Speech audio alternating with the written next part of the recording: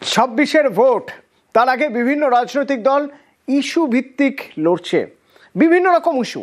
যেমন যদি তৃণমূলের কথাই বলা যায়, তৃণমূলের ইস্যু কেন্দ্রের বঞ্চনা, যে ইস্যু নিয়ে তারা তার ডিভিডেন্ড পেয়েছেন আগের ভোটেও। এবার উন্নয়নকে পাখির চোখ করছেন, অর্থাৎ উন্নয়ন নিয়ে প্রচারের কথা বলার কথা বলা হচ্ছে।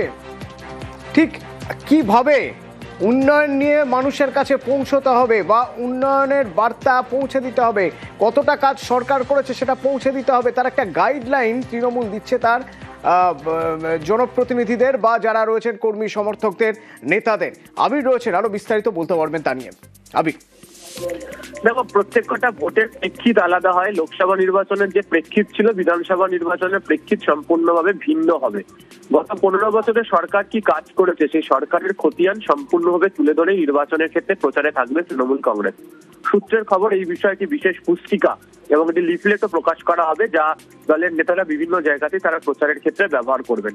রাজ্য সরকার একাধিক সামাজিক প্রকল্প বা বিভিন্ন ফ্ল্যাগশিপ প্রোগ্রামও রাজ্য সরকারের রয়েছে, যেগুলোতে কাজ হয়েছে। সেই কাজের যে সমস্ত তথ্য তালিকা, প্রত্যেকটা জেলা জুড়ে প্রত্যেক বছর কত সংখ্যক মানুষ উপকৃত হয়েছেন তার বিস্তারিত তালিকা রাজ্য সরকারের এই দপ্তরগুলো করেছে বা এই প্রকল্পগুলোতে হয়েছে, তার একটা তালিকা তৈরি হচ্ছে। সেগুলোকে নিয়ে যারা জনপ্রতিনিধিরা রয়েছেন, একেবারে ব্লক স্তর থেকে শুরু করে একেবারে বিধায়ক সাংসদ পর্যন্ত, তারা প্রত্যেকে তাদেরকে প্রচারে থাকতে বলা হচ্ছে। এবং তারা উল্লেখও করেছেন যে রিপোর্ট কার্ড নিয়ে তাদের মানুষের কাছে পৌঁছাতে কোনো অসুবিধা নেই। তারা কাজ করেছেন, কেন্দ্র তাদেরকে বঞ্চনা করেছে, তারা তাদের যে কাজ নিজেদের রাজ্য সরকারের নিজের প্রচেষ্টাতে করা হয়েছে সেটাই মানুষের কাছে তারা বারবার তুলে ধরতে চান। এবং সেই কারণেই হচ্ছে প্রয়োজনীয় নির্দেশাবলী যেমন দেওয়া হয়েছে এবং এই সংক্রান্ত তথ্য তালিকাও তৈরি করে ফেলেছে তৃণমূল কংগ্রেস। সূত্রের খবর, শীঘ্রই এই সমস্ত পুস্তিকা এবং লিফলেট নিয়ে তারা জেলায় জেলায় বাড়ি বাড়ি গিয়ে প্রচার করবে।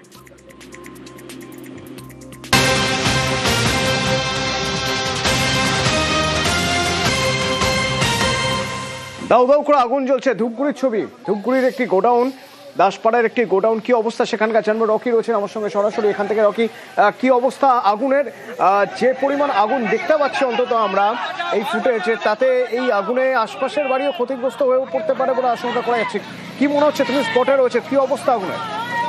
অতনু, দেখো, ধূপগুড়ি পৌরসভার অন্তর্গত 9 নম্বর ওয়ার্ডের দাসপাড়া এলাকায় একটি গোডাউনের আচমকাই কিন্তু আগুন দেখতে পারে এলাকার বাসিন্দারা। এবং নিমিষের মধ্যে কিন্তু সেই আগুন বিধ্বংসী রূপ নেয় এবং আগুনে পুড়ে ছাই হয়ে যায় একটি গোডাউন। এবং সেই আগুন কিন্তু ছড়িয়ে পড়ে পার্শ্ববর্তী যে বাগান ছিল, একটি সুপারি বাগান, এবং তার পাশে থাকা একটি বাড়ি, সেই বাড়িও কিন্তু আগুনে ক্ষতিগ্রস্ত হয়েছে। স্থানীয় বাসিন্দারা খবর দিলে ঘটনাস্থলে ছুটে আসে ধূপগুড়ি দমকল বাহিনীর প্রথমে 2টি ইঞ্জিন, তারপরে কিন্তু পার্শ্ববর্তী এলাকা থেকেও কিন্তু আরো 2টি ইঞ্জিনকে নিয়ে আসা হয়। 4টি ইঞ্জিনের তৎপরতায় কিছুটা আগুন এখন নিয়ন্ত্রণে এসেছে, কিন্তু দমকল বাহিনীতে যেটা অনুমান যে সরকার থেকে সেই আগুন রাখতে পারে, সেই গোডাউনের ভেতরে প্রচুর পরিমাণে দাহ্য পদার্থ ছিল।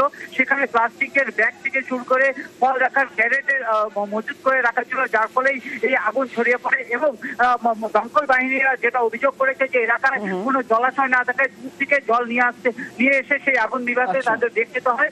এবং বর্তমানে কিন্তু কিছুটা আগুন নিয়ন্ত্রণে। এই গোডাউন কিসের গোডাউন, রকি? দেখো, যে আগুনটি লেগেছিল গোডাউনে, সেখানে কিন্তু যেহেতু আলুর মৌসুম চলে এসেছে এবং আলু প্যাকেট করার জন্য যে প্যাকেজিং প্লাস্টিকের প্যাকেটগুলো থাকে, বস্তাগুলো থাকে, সেগুলি সেখানে মজুত করা ছিল। তার পাশাপাশি ফল এবং সবজি রাখার যে প্লাস্টিকের ক্যারেটগুলো থাকে, সেগুলি সেখানে মজুত করা ছিল। এবং সেখানে আগুন লাগার ফলে কিন্তু নিমিষেই সেই আগুন বিধ্বংসী রূপ নেয়। অতনু, ধন্যবাদ।